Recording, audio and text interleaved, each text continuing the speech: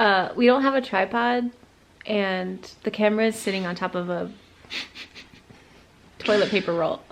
It works. Welcome to our bed. It's so comfy cozy. We have started doing a lot of breath work.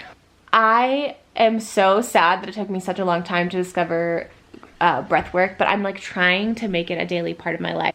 I feel better 100% of the time that I incorporate breath work into my day. I just 100% of the time that I do it, I feel better.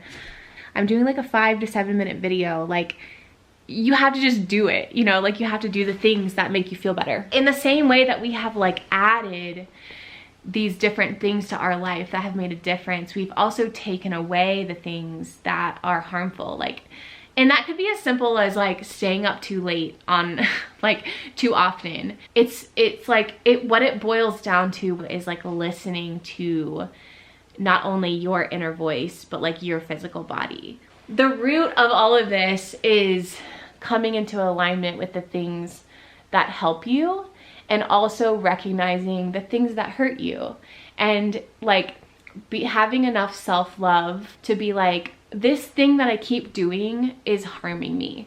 This thing that I keep doing is keeping me awake at night.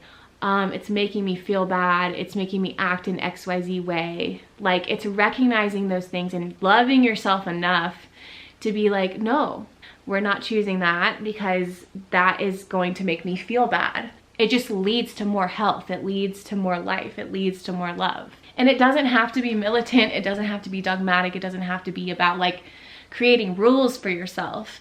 It just has to do with tuning into the things that you know you should be doing and steering away from the things that you know you shouldn't be doing.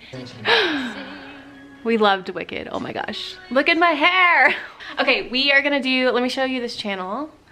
I know I look crazy right now, but I don't care. Okay, breathwork with Sandy. You guys, let me just tell you, get in on this goodness. We're just gonna pick one and then we'll show you, we'll speed up what it looks like. You kind of have to get over the, like, we're gonna look weird. You can do this in the privacy of your closet, your bathroom. Like, you don't have to do it in front of people. You don't have to do it with your partner. But like, I just want to normalize it more. So let's go. Let's go. Here we go. 3, 2, 1.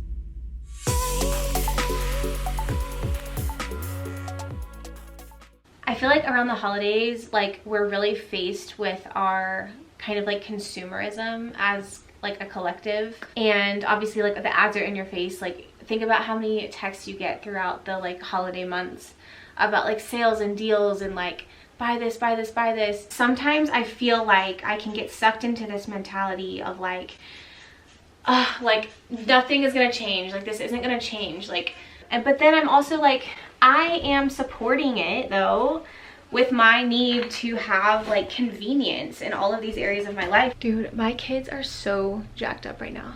So what I'm trying to say is, so we ended up thrifting like 75% of the gifts that we did this year. And then the other ones, there were only like 2 or 3 total that we ordered from just like regular online stores. I also was able to barter like a few different times for things, which I absolutely love. That's like my most favorite in my family. I just feel like we're getting to this point in society where so many of us want change, and we're like, there's just so much corruption and it's so overwhelming, but we cannot forget that if we come together, like, we have a lot of power, and a lot of that is going to come down to the things that we demand with our money. Like, it's crazy to think about. Anyways, my family is going crazy. We're gonna take them on a snowy hike, and then we're gonna hope that that fixes everything.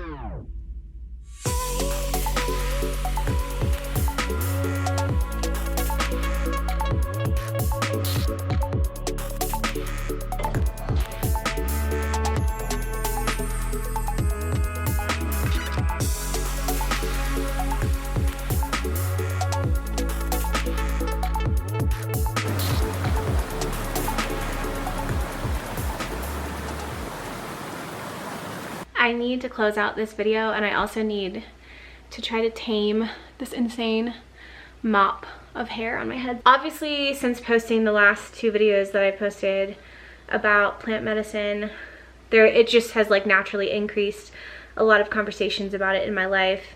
I want this channel to be about love and healing and growth and transformation and just like all the good things.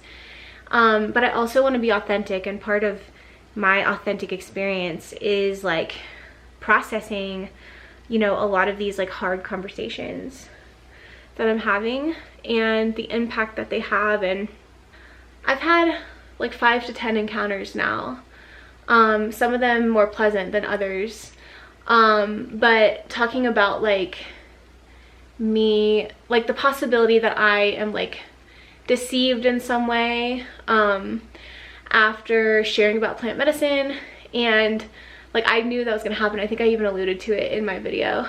I fully understand the fear. I understand that frame of mind. I understand that perspective.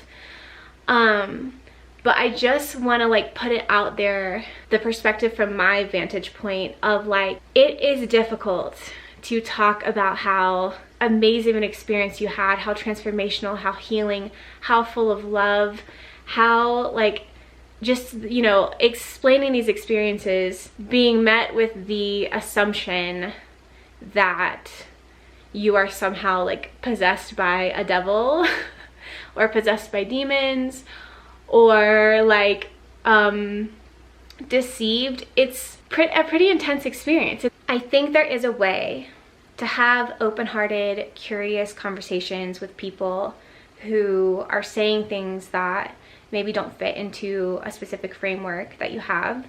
And I think there's a way to have those conversations without suggesting that the other person is possessed. There's nothing you need to fear if you are rooted in your beliefs, if you are rooted in the fact that like love wins, if you are like guarded in your heart, whatever that means to you.